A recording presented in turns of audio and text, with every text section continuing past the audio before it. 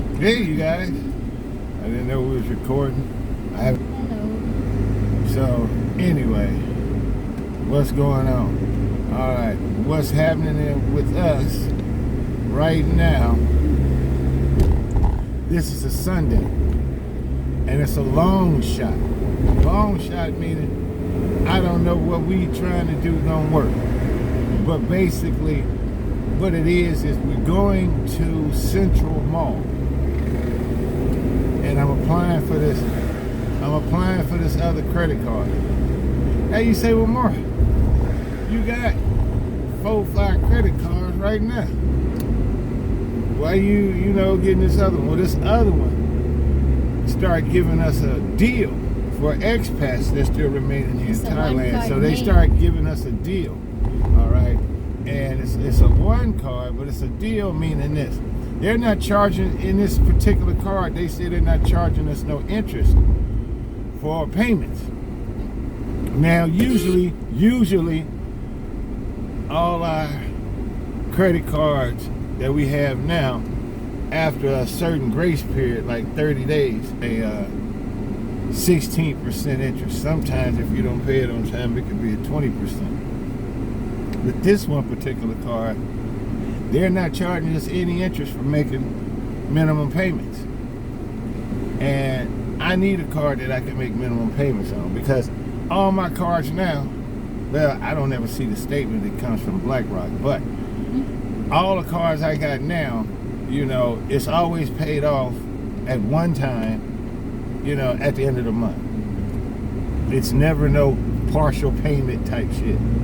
You know what I mean? So this is the only card in which we both going to get to where you don't have to pay it all off that same, that same time. You dig what I'm saying? And you don't have to pay the 16% interest that you would normally have to pay if you don't pay off the card at one time. Now, that comes in very handy, especially to you people that's just new out here, okay? And you really need some medical coverage or something else. Now, having medical coverage is one thing, but having that emergency medical coverage is another. Emergency medical coverage is when you just pop your ass down to the hospital because you ain't feeling right. They run a series of tests that might cost you $600-700. But your regular insurance don't cover that. So you're going to have to pay for that out of your own pocket. Now, maybe you just ain't got $600-700 at that time. So you can use your card and pay the card off, $100 a month. Some shit like that. So this is what we investigating, you guys. Now, we doing it. The reason why I said it's a long shot is because it's a Sunday. And it's a dry Sunday. Meaning there's no liquor being sold because of elections. So, it's relatively safe to drive. You ain't got to worry about a motherfucker half drunk because he drinking all that beer in the sun. And plus the mall is air conditioned. So, and this particular place we going is not a bank. All right, be surprising. It's a little kiosk stand that they got set up in Central Mall. And it's called the one card. Now, we could physically get the one card. That's what we're going to do. And then the second card they give you is like a red one or something like that. But we're going to physically, because we already got the one card, but we don't have it in a physical form. So that's what we finna go do now. We finna go down here and get the physical one card. So, I know that wasn't exciting. And look, I do. And I also hear you guys' comments too. Why don't your wife do more talking? I ask her that all the time. But it appears that when she knows that she's being recorded, it seems like, she gets stage fright. Right? Stage fright. Stage fright. What stage fright, yes? What is it? I don't know. Because you be having plenty to say, when the camera's on.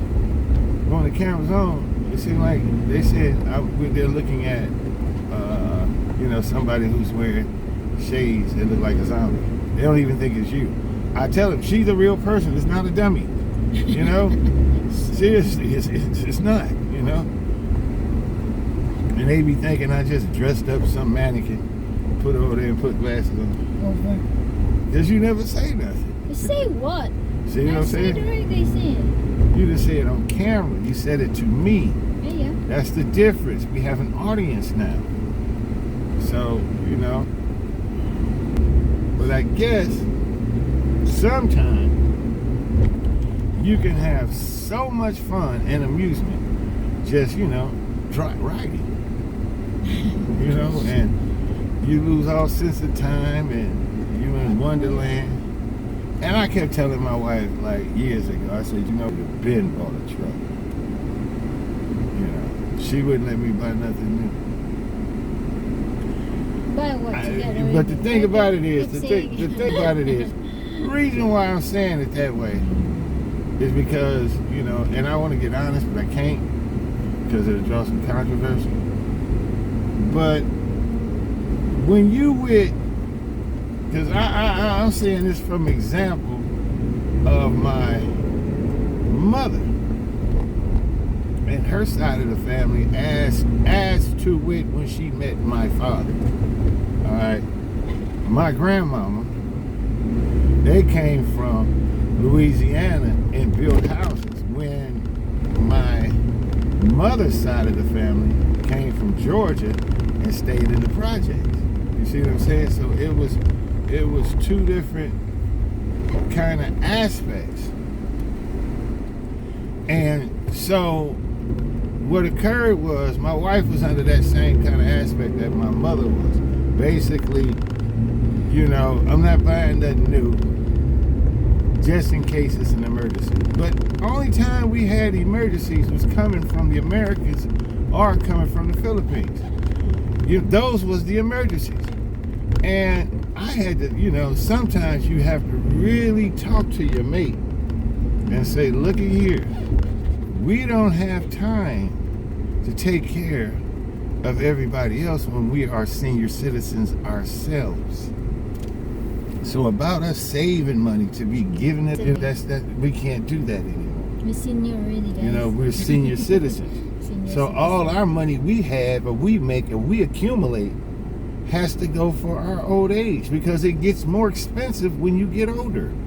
You know, you start having medical problems. You know, you start needing senior help. Your medicines are more expensive. And you cannot ask anybody because you can't ask nobody because they've been begging from you. You know what I'm saying? So, and then when you try to explain that to somebody, they get all upset. Wait a minute, you the one made the bad choices, not us. You know, and you got to remember something too.